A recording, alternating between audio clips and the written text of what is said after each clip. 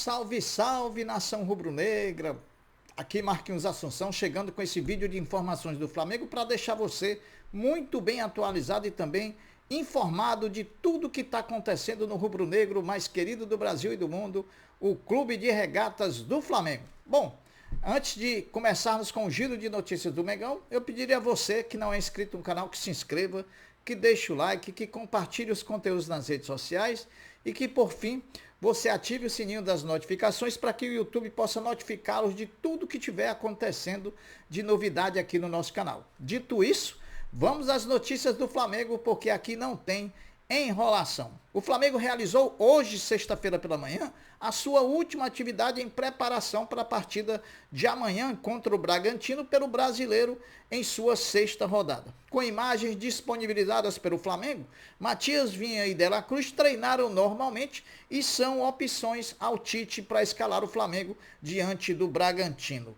Wesley, Léo Ortiz e Ayrton Lucas devem ser titulares diante do Bragantino, que terá um provável Flamengo com a seguinte escalação: Rossi, Wesley, Léo Ortiz, Léo Pereira e Ayrton Lucas, Alan, Igor Jesus, Gerson e De La Cruz, Pedro e Bruno Henrique na frente no ataque do Mengão. Outra novidade pode ser a presença de Everton Cebolinha no banco de reservas do Flamengo, já diante do Bragantino. Ele que tinha a possibilidade de voltar apenas contra o Palestino, mas existe essa possibilidade de Everton Cebolinha tá no banco amanhã contra o Bragantino. Depois da estreia na Copa do Brasil contra o Amazonas, em que ele utilizou Matheus Cunha no gol, o treinador Tite pretende dar sequência ao goleiro em jogos da Copa do Brasil. Eu acho uma boa, né?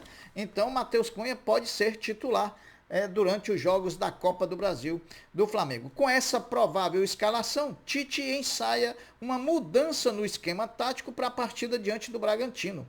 Pela primeira vez, ele deve abrir mão dos pontas e jogar num 4-4-2 com Pedro e Bruno Henrique no ataque. A rodagem do elenco continuará acontecendo, dessa vez com a substituição de Fabrício Bruno e Matias Vinha e Varela por Léo Ortiz, Ayrton Lucas e Wesley.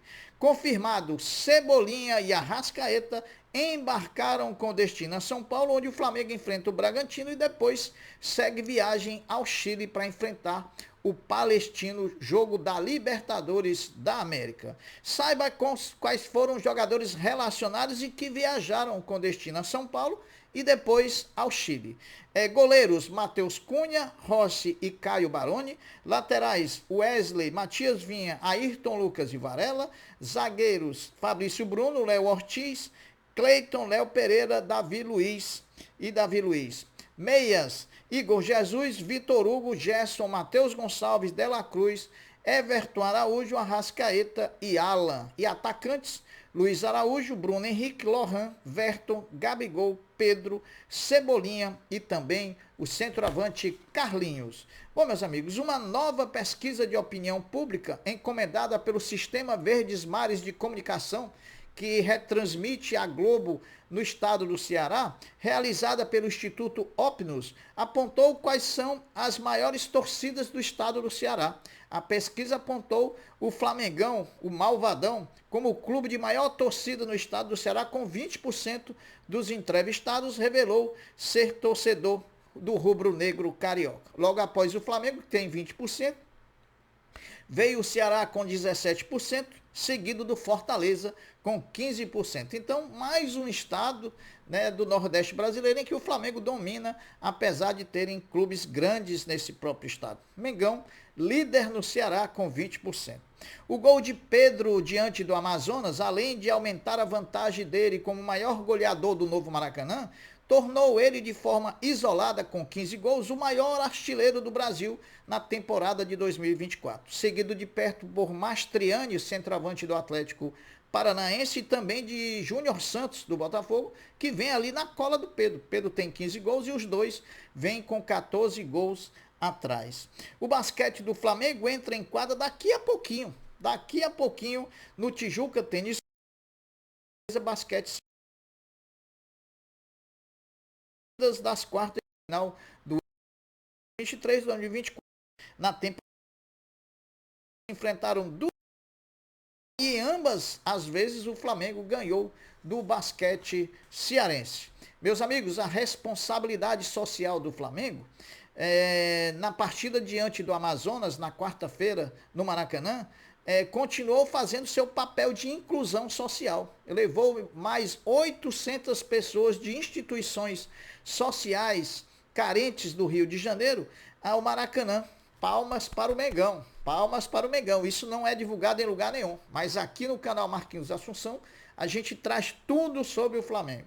Depois da derrota para o Vasco no último final de semana pela Copa Rio Sub-17, o Sub-17 do Flamengo e de Felipe Luiz volta à competição enfrentando o Sampaio Corrêa amanhã, sábado, às 13 horas na Gávea, partida que terá transmissão da Flá TV. Então, 13 horas, Flamengo e Sampaio Corrêa na Gávea, no Sub-17, com direção de Felipe Luiz. O vice-presidente de comunicação e marketing do Flamengo, Gustavo Oliveira, explicou aos conselheiros do clube por que o Flamengo não trocou a Adidas pela Puma, a outra fornecedora, e optou pela renovação do contrato com a alemã Adidas. A Puma também é alemã, né?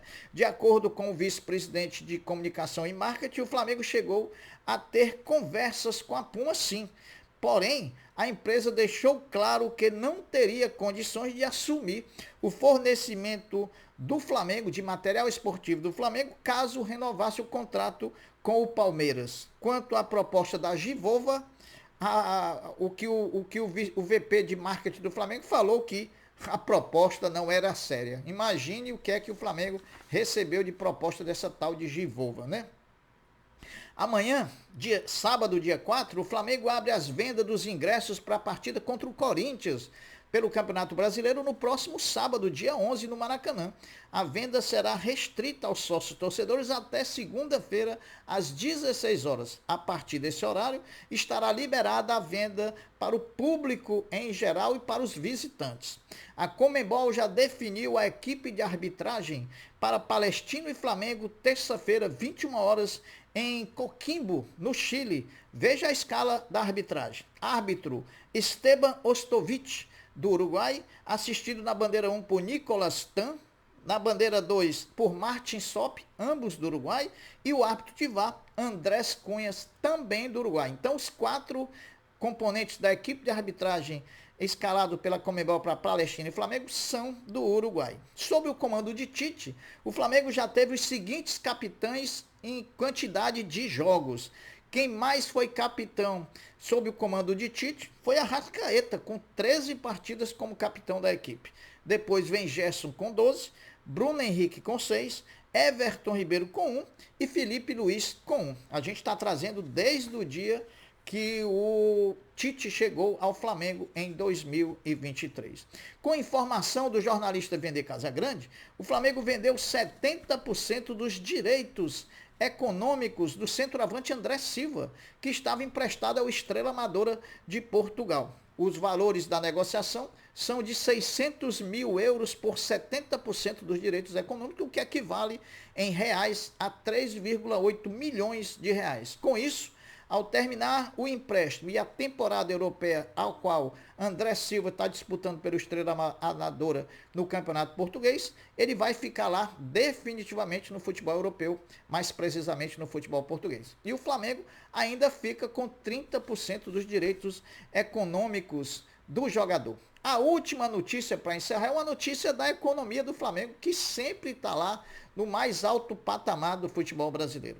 O Flamengo, que bateu o recorde histórico de arrecadação no futebol brasileiro, ao faturar 1,4 bilhões em 2023, resultado que só foi possível pelo ótimo desempenho em todas as pastas. Com o estudo da Sports Value do meu amigo Amirson Moji, o Flamengo lidera com folga o faturamento em todas as 5 fontes de receita do futebol brasileiro, se não vejamos. Direito de TV, o Flamengo teve 422 milhões de reais. Transferência de jogadores, 303 milhões. Marketing, 242 milhões. Sócios e sócios torcedores, 219 milhões. E bilheteria barra estádio, 169 milhões. Então o Flamengo é uma máquina de fazer dinheiro quem quiser que olhe para cima, porque nós estamos olhando sempre para baixo quando se tratar de financeiro no futebol brasileiro. Meus amigos, as notícias são essas, a gente vai ficando por aqui, deixando um até breve, um até logo, dizendo fiquem todos com Deus, porque eu sempre estou com ele. Saudações rubro-negras. Fui!